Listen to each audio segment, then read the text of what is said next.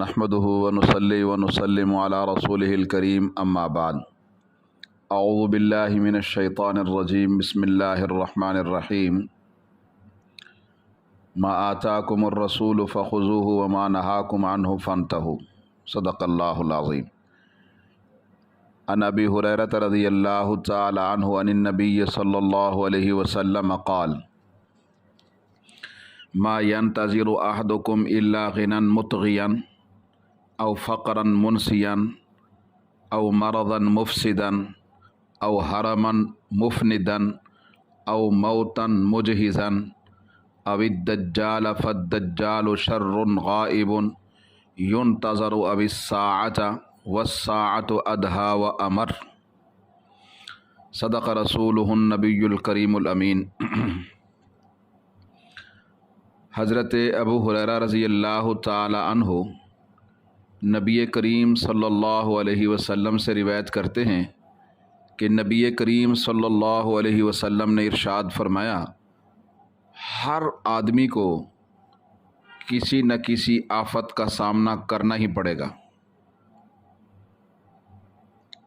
اگر مالداری ہے تو ممکن ہے کہ وہ اسے شتر بے مہار بنا دے، یا محتاجی مسلط ہو جو اس کے ہوش بھی گم کر دے، یا بیماری جو اس کو کسی کام کا نہ رکھے، یا بڑھاپا جو اس کی عقل کا خاتمہ کر دے، یا موت کہ جو اس کا کام ہی تمام کر دے، یا دجال کا فتنہ۔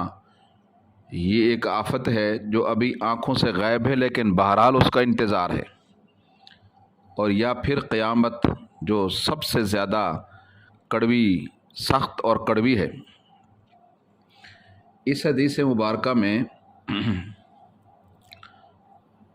صاف صاف الفاظ میں نبی کریم صلی اللہ علیہ وسلم نے ہر انسان کو خبردار کیے ہے کہ اگر انسان نے عقل سے کام نہ لیا اور خداوند قدوس کے احکام کو اپنے لیے مشعل راہ نہ بنایا اور صراط مستقیم اور ہدایت کو نہ اپنایا تو اس کے لیے ہر چیز تباہی کا باعث ہے۔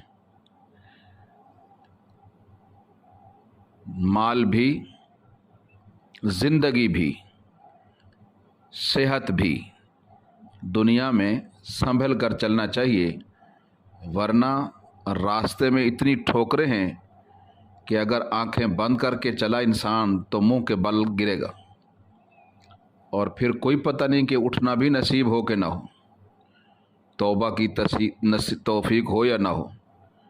تو انسان کے اوپر یہ مصیبتیں جو حدیث مبارکہ میں بیان ہوئی ہیں آنے والی ہیں، ان سے خبردار کرنا مقصود ہے، اور یہ بتانا ہے کہ ان مصیبتوں کے مقابلے کے لیے تیار ہو جانا چاہیے۔ خصوصیت کے ساتھ ان پر توجہ دینے کی ضرورت ہے اور ان کے تدارک کی ضرورت ہے۔ اس حدیث مبارکہ میں جو آفتیں اور آزمائشیں بیان کی گئی ہیں، ان میں پہلی آفت اور آزمائش دنیا کے ساز و سامان، مال و متاع اور دولت کی کثرت ہے۔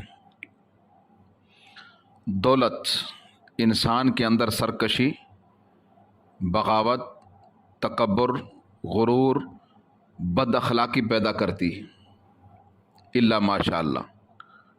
دولت کا خاصہ یہ ہے کہ جس کے پاس دولت ہو وہ دوسروں کو دبا کر اور اپنا غلام بنا کر رکھنا چاہتا ہے،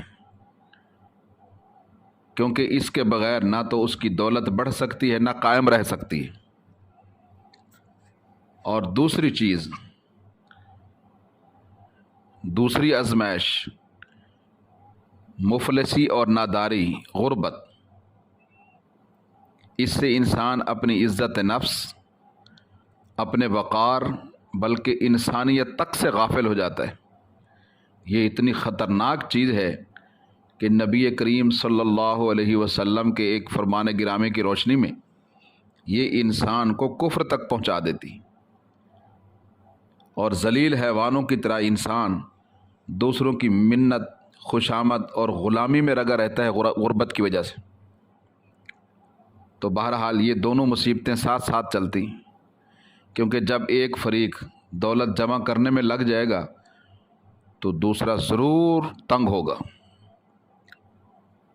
اس لیے اسلام سرمایہ دارانہ نظام کی بھی نفی کرتا ہے اور سوشلزم کی بھی نفی کرتا ہے، مساویانہ حقوق کی بات کرتا ہے اور لوگوں کی ضرورتوں کے پورا ہونے کی بات کرتا ہے، اور اسلام اپنے اقتصادی سسٹم میں دولت کی گردش کی بات کرتا ہے تاکہ مالدار بے شک مالدار ہوتا رہے لیکن مال کے حقوق ادا کر کے فقراء اور مساکین کی عزت نفس کو بھی ملحوظ خاطر رکھ کر ان کی ضرورتیں بھی پوری کرتا رہے اور اس کے لیے فکر مند رہے۔ یہ ایک خوبصورت نظام معیشت ہے جو اسلام نے عطا کیا ہے۔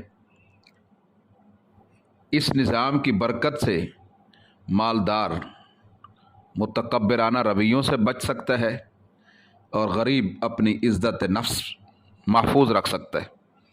اس کے بغیر دنیا کے دیگر نظام ہائے معیشت میں یہ مال ہو یا غربت دونوں آزمائش ہیں۔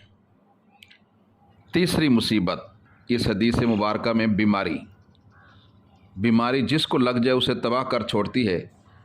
مریض جسمانی اعتبار سے بھی آزمائش میں گرفتار ہوتا ہے اور روحانی اعتبار سے بھی اس کے لیے بیماری ایک آزمائش سے کم نہیں ہوتی۔ ایمان کمزور ہو تو کئی طرح کے وسوسے آتے ہیں، ورنہ جن کا یقین اللہ پر ہوتا ہے وہ یہ سمجھتے ہیں وَإِذَا مَرِضْتُ فَهُوَ يَشْفِينِ کہ جب میں مریض ہوتا ہوں تو مجھے شفا اللہ عطا فرماتے۔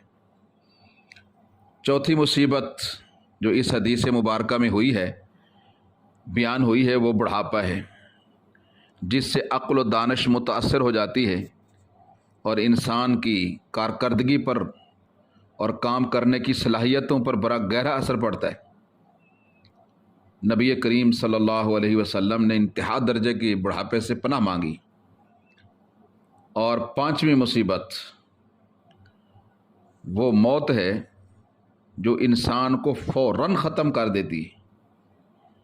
اور چھٹی آزمائش دجال ہے اور فتنہ دجال ہے جو ابھی تک آنکھوں سے غائب ہے، لیکن بہرحال اس کا خطرہ لگا ہوا ہے۔ اس سے بچنا ہے تو جمعہ کے دن سورہ کہف کی تلاوت کی جائے اور سورہ کہف کے مضامین پر غور کیا جائے، ان کو سمجھا جائے، ان پر عمل کیا جائے۔ سورہ کہف میں اللہ تعالیٰ نے روحانیت اور مادیت کی کشمکش کو بیان کیا ہے۔ روحانیت اور مادیت کی کشمکش یہ دنیا میں شروع سے آ رہی ہے، اور روحانیت کے مقابلے میں مادیت نے ہمیشہ شکست کھائی ہے، لیکن انسان مادیت کے ایسے دل دادہ ہیں کہ اس کے پیچھے پڑ کر روحانیت کو یکسر بھول جاتے ہیں۔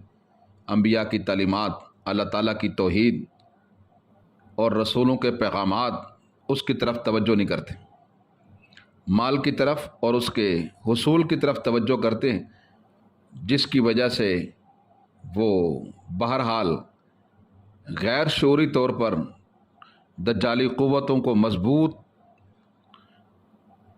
کرنے کا سبب بنتے ہیں۔ تو اس لیے فرمایا چھٹی آزمائش دجال کا فتنہ ہے جو ابھی تک آنکھوں سے غائب ہے، لیکن اس کا بہرحال خطرہ لگا ہوا ہے۔ اگر کوئی ان سب سے بچ گیا کہ اسے مال ملا لیکن اس نے اس کو سرکش نہیں کیا، یا کسی پر غربت آئی اس نے اپنی عزت نفس مجروح نہیں کی، اللہ سے مانگا، یا مرض آیا لیکن انبیاء کے طریقے کے مطابق شفا کے لیے ہاتھ اللہ کی حضور اٹھائے، یا بڑھاپا آیا اور اس بڑھاپے میں حضرت زکریہ علیہ السلام کی یاد تازہ کی اور ایمان کی موت سے دنیا سے چلا گیا، فتنہ دجال سے بھی بچ گیا، تو فرمایا آخری آزمائش ساتویں مصیبت جو اس حدیث میں بیان ہے وہ قیامت ہے۔ آخر وہ تو پہنچے گی پہنچے گی، اور قیامت اس کی سختیاں سب سے زیادہ ہوں گی۔ ادھا و امر، اس سے بڑھ کر کوئی ناگوار چیز ہو ہی نہیں سکتی۔ ان میں سے موت اور قیامت سے تو کوئی نہیں بچ سکتا، جو حدیث میں آزمائشیں بیان ہوئی ہیں، اور باقیوں میں جس کے نصیب میں ہے جو بھی ہے وہ اس میں پھنسا رہے گا۔ دجال کے متعلق حدیث میں ہے کہ یہ فتنہ ابھی آیا تو نہیں ہے، لیکن دنیا اس میں کبھی نہ کبھی ضرور مبتلا ہوگی۔ جو انسان اس وقت زندہ ہوں گے وہ بہرحال اس کو بھگتیں گے۔ یہ انسان کی بدعمالیوں کی ایک تصویری صورت ہوگی دجال کے فتنے کی صورت میں، جو انسانوں کو، مسلمانوں کو ہر طرح ستائے گا اور نیک کاموں سے شیطان سے بڑھ کر ہٹائے گا۔ تو اسلام ان سب مصیبتوں کا مقابلہ کرنے کا ایک آلہ ہے۔ اسلام کی برکت سے یہ سب مصیبتیں ٹل جائیں گی، اور جو مصیبتیں ٹلنے کے قابل ہیں اور جو مصیبتیں اٹل ہیں جیسے موت یا قیامت، لیکن اگر کوئی اسلام پر استقامت کے ساتھ کار بند رہا، قرآن پاک سے مضبوط تعلق رکھا، اس کے حقوق ادا کیے، سنت نبویہ صلی اللہ علیہ وسلم کو راہ عمل اور نمونہ عمل کے طور پر، مشعل راہ کے طور پر اپنایا، تو انشاءاللہ موت کو بھی کامیابی کے ساتھ اس کا مقابلہ کرے گا اور آخرت میں بھی اسے نجات ملے گی۔ لیکن اگر اسلام ہی نہ رہا اور دین ہی نہ رہا تو پھر تباہی کے سوا کچھ نہیں ہے، خواہ دنیا چاہے جتنی جمع کر لے۔ اللہ رب العالمین سے دعا ہے کہ اس حدیث مبارکہ کی روشنی میں ہمیں صراط مستقیم پر اللہ چلنے کی توفیق نصیب فرمائے۔ نبی کریم صلی اللہ علیہ وسلم نے فرمایا کہ ہر آدمی کو کسی نہ کسی آفت کا سامنا کرنا ہی پڑے گا۔ نمبر 1، مالداری کا جو اس کو شتر بے مہار بنا دے، یا محتاجی کا جو اس کے ہوش گم کر دے، یا بیماری کا جو اس کو کسی کام کا نہ رکھے، یا بڑھاپے کا جو اس کی عقل کو ختم کر دے، یا موت کا جو اس کا کام ہی تمام کر دے، یا دجال کا سامنا کرنا پڑے گا جو ایک آفت ہے ایسی جو ابھی آنکھوں کے سامنے غائب ہے لیکن بہرحال اس کا انتظار ہے، یا پھر قیامت جو سب سے زیادہ سخت اور کڑوی ہے۔ اللہ ہر طرح کی آفت سے بچائے، ایمان کی موت نصیب فرمائے، اور آخرت میں اللہ تعالیٰ اپنی نجات اور نبی الاسلام کی شفاعت نصیب فرمائے۔ وآخر دعوانا الحمدللہ رب العالمین۔